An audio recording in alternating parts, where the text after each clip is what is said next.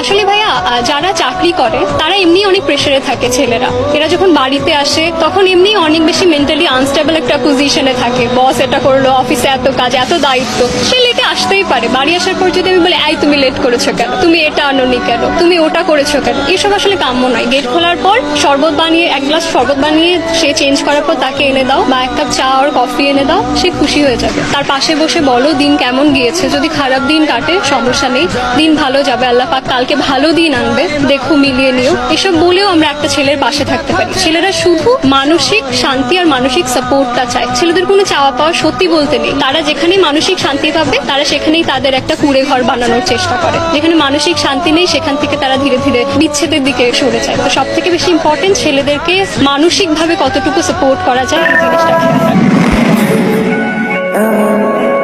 এভাবে তুই